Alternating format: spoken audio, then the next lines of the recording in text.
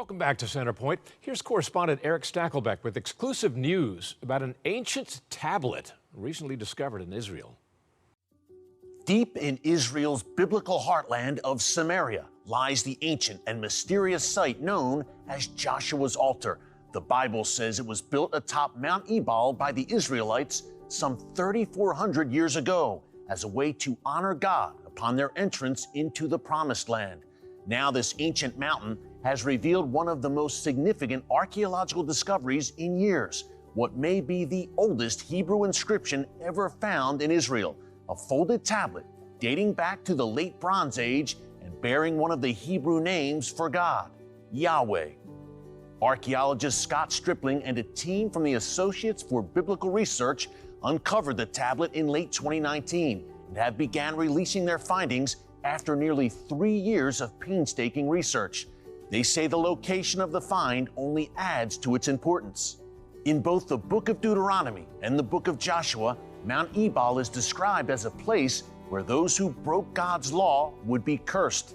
The ancient Hebrew inscription found on the tablet drives that point home. I immediately recognized what we had. We call this a defixio, or a cursed tablet, because many of these are known. We know what they are. Frankie recognized it, I recognized it, and Abigail Levitt, who was the assistant director there with me, we all knew that we had a cursed tablet from the site of the curse mentioned in the Bible, so this was terribly exciting. We ultimately were able to find a lab in Prague that had expertise. Thousands of scans were done on the tablet in 2 different settings, so that then with extensive post-processing of those images, we were finally able to begin to see letters emerge.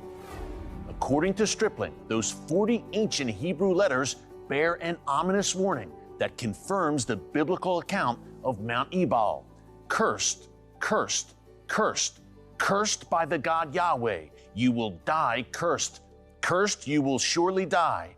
Cursed by Yahweh, cursed, cursed, cursed. On a scale of 1 to 10, this is a 10.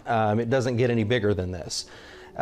We talk about verisimilitude, or a consistency between what we read in a text and what we find in the material culture, that correlation. It doesn't get any better than this. This is what if the text were true, this is what you would anticipate finding, and indeed it is what we found. Stripling told Jim Scudder Jr. of Grace TV that the inscription represents a legally binding document, a covenant between the ancient Israelites and the God of Israel. When you make an oath in the late Bronze Age, we have many examples of these. Okay, in the Hittite treaties, for example, they follow a 5-point covenant structure. And this is what the Mosaic covenant is. It has a 5-point structure to it. Point 4 is blessings and curses, or God swears with an oath to bless you if you keep the terms of the covenant, Deuteronomy 27 and 28, to curse you if you don't. To find the name of God written twice on such an ancient artifact is historic. So you have a Yod, you have a He, and then you have a Vav. And together, this is Yahweh. And this is the first time we have this in Israel itself. And from this early time period, this is mind-boggling. One of the big questions Stripling and his team still have is who wrote the inscription on the tablet? Could it have been Joshua himself? Could there be a titular head, Joshua's scribe? Because God tells Joshua to write these things on Mount Ebal. So does Joshua write it himself, Joshua ben Nun? We can't say that he didn't.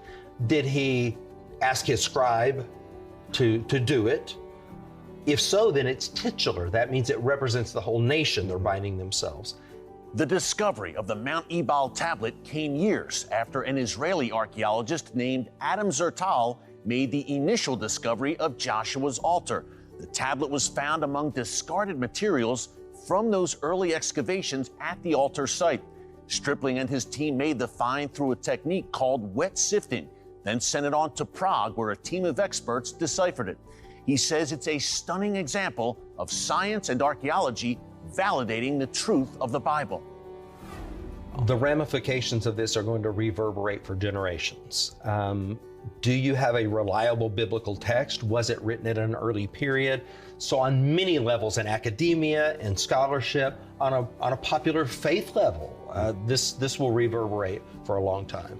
The Associates for Biblical Research team will release more on its findings about the tablet later this year in a scientific journal. They just confirmed that there is also ancient writing on the outside of the tablet, so there may be more exciting announcements on the way.